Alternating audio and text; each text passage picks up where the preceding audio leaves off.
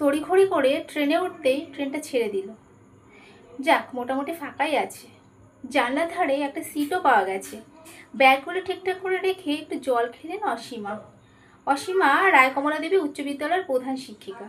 দক্ষতার সাথে এতগুলো বছর স্কুল পরিচালনা করে আজ ওনার অবসর ছিল। অনেকগুলো বছর অতিবাহিত করলেন এই স্কুলে। স্কুলটায় তার বাড়ি হয়ে গেছিল। অবিবাহিত অসীমা দেবী স্কুলের সকলের খুব প্রিয় ছিলেন। তার ব্যবহারে সবাই তাকে খুব ভালোবাসত, শ্রদ্ধা করত। সহকর্মী থেকে ছাত্রীরা সকলে আজ তাকে চোখের জলে বিদায় জানালো। এতদিনের স্কুল ছেড়ে আসতে তারও আজ চোখে জল। তবু যেতে তো হবেই। একটা সময় পর নতুনদের জন্য জায়গা করে দেওয়াই তো নিয়ম। ছোট্ট দুটো ভাই বোনার মাকে ছেড়ে বাবা যখন মারা যান, অসীমা দেবী তখন টিউশনি করে সংসার চালিয়েছেন। কিছুদিনের মধ্যেই এই স্কুলে চাকরি।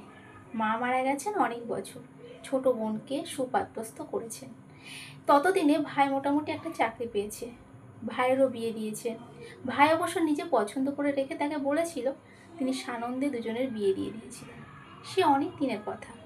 ভাইয়ের ছেলে টুবলু এখন 12 ক্লাসে পড়ে। পিসি অন্ত প্রাণ টুবলুর। পিসিরও নয়নের মণি টুবলু।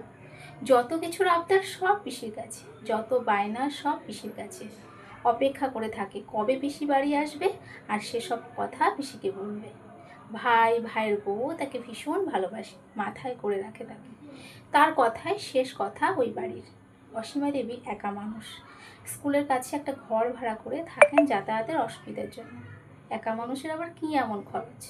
তবে বেশিরভাগটাই এই বাড়ির জন্য খরচ করেন, টুবলুর জন্য খরচ করেন। ওর লেখাপড়ার অনেকটাই তিনি দেন, নিজে ইচ্ছেতেই দেন। প্রত্যেকটা মেয়েই চায় একটা সংসার, স্বামী, সন্তান। অসীমা দেবীও তার ব্যতিক্রম নন। তারও ইচ্ছে ছিল একটা নিজের সংসার হবে, সন্তান হবে, কেউ একজন খুব নিজের হবে। কিন্তু না, হয়নি সেটা। আসলে তার জন্য চেষ্টা করার মতো কেউ ছিল না। দু একজন বললেও সে কথা বেশি দূর পর্যন্ত এগোয়নি। আর নিজের বিয়ের কথা বলতেও কেমন যেন লজ্জা লাগে, তাই আর বলা হয়নি। প্রেম ভালোবাসা ওসব যে আসেনি জীবনে সেটা না, কিন্তু দায়িত্বের বোঝা কাঁধে থাকার জন্য সেদিকে তাকানোর ফুরসত পাননি তিনি। যদিও এটা নিয়ে তার খুব একটা আফসোস এখন আর নেই, কারণ এ সংসারে এত ভালোবাসা পান তিনি। ওরা সবাই তার সব কিছু। ওদের মধ্য দিয়েই তিনি তার সব স্বাদ পূরণ করেন। বাড়ির থেকে স্কুলটা অনেকটা দূর, যাতায়াতে কয়েক ঘন্টা লেগে যায়। তাই বেশ কিছু বছর ধরে তিনি স্কুলের কাছে একটা কামরা ঘরে ভাড়া থাকেন। ততদিনে এই ঘরটার ওপর কেমন মায়া জন্মে গেছে। নিজের জন্য কোনোদিনই কিছু করেননি। খুব সাদামাটা জীবন তার। যেটুকু প্রয়োজন সেটুকুই শুধু নিজের জন্য করেন। ভাইয়ের খুব প্রেশার, কষ্ট হয়, তাই ভাইয়ের বউ আবদার করলো একটা এসি কিনে দিতে। কয়েক মাস আগে তাই কিনে দিলেন। আবার ভাইয়ের ছেলে অনেক দিন ধরে একটা আইফোনের জন্য বলছে। বন্ধুদের সবার আছে, ওর একটা চাই। অসীমা দেবী সানন্দে রাজি হয়েছেন। অথচ নিজে একটা স্মার্টফোন কেনেননি। পুরনো বোতাম ফোনেই তো চলে যায় বেশ। নিজের জন্য আসলে কিছু কিনতে ইচ্ছে করে না। গত বছর বাড়িটা সরানোর কথা বলল ভাই, সেখানেও বেশ মোটা একটা টাকা বেরিয়ে গেছে। নিজের কথা ভাবেন না অসীমা দেবী। ওরা তো আছে তাকে দেখার জন্য, আর আছে তার প্রাণ টুবলু। ট্রেনে বসে এসব কথাই ভাবছিলেন তিনি। বিদায় সংবর্ধনা অনুষ্ঠান শেষ হতে একটু দেরি হয়ে গেল, তাই প্রায় ছুটতে ছুটতে এসে ট্রেন ধরা।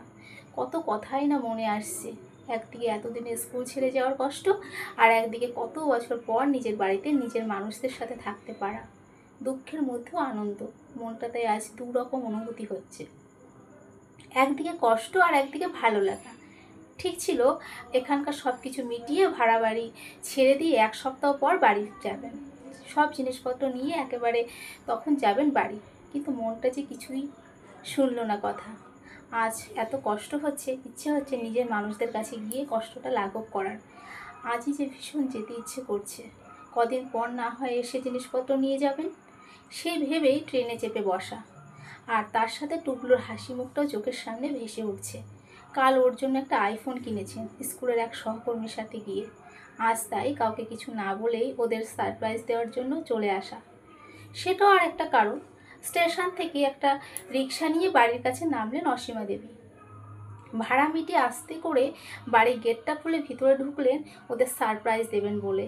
কিন্তু বাড়ির ভেতরে সবাই এত জোরে জোরে কথা বলছে কেন?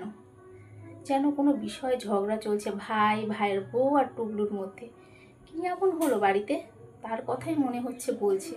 ভাইয়ের বউ দিদি দিদি বলে চিৎকার করে কিছু বলছে, টুবলুও চিৎকার করে কথা বলছে। কৌতূহল হলো খুব, চুপ করে শোনার চেষ্টা করলেন। শুনলেন টুবলু চিৎকার করে বলছে, আমি কিছুতে ওই ঘর ছাড়বো না পিসিকে, ওটা আমার ঘর, থাকতে হলে বারান্দায় থাকবে পিসি। কি দরকার ছিল একেবারে আসার, ওখানেই তো ঠিক ছিল। মাঝে মাঝে আসতো। ভাইয়ের বউ বলল, তোমার দিদিকে বলো পেনশন যা পাবে তাই দিয়ে যেন কোনো বৃদ্ধাশ্রমে থাকেন। সারা জীবন আমি ওনাকে দেখতে পারবো না, বয়স হবে আর সব কিছু আমার ঘাড়ে পড়বে। ওটা হবে না, এখানে একেবারে থাকা চলবে না। আমার ছেলেও বড় হচ্ছে, ঘর কোথায় থাকার। ভাইয়ের মৃদু প্রতিবাদ শোনা গেলেও সেটা চাপা পড়ে গেল ওই দুজনের চিৎকারে। অথবা হয়তো ভাইও তাই চায়। থমকে দাঁড়িয়ে পড়লেন অসীমা, পা দুটো যেন পাথরের মতো ভারী হয়ে গেছে। আপনা আপনি কখন চোখ দিয়ে জল গড়িয়ে পড়েছে, কথাগুলো যেন বুকের মধ্যে এসে বিঁধছে। তীব্র কষ্ট বুকের থেকে গলার মধ্যে দলা পাকিয়ে উঠছে। নিজেকে সামলে নিলেন অসীমা দেবী, চোখের জল মুছলেন। ভাগ্যিস কাউকে না জানিয়ে আজ এসেছি। কঠিন সত্যিটা জানতে পারলেন। গেটটা বন্ধ করে পেছন ফিরে এগিয়ে গেলেন আবার স্টেশনের দিকে। আর একবারও পেছন ফিরে তাকালেন না।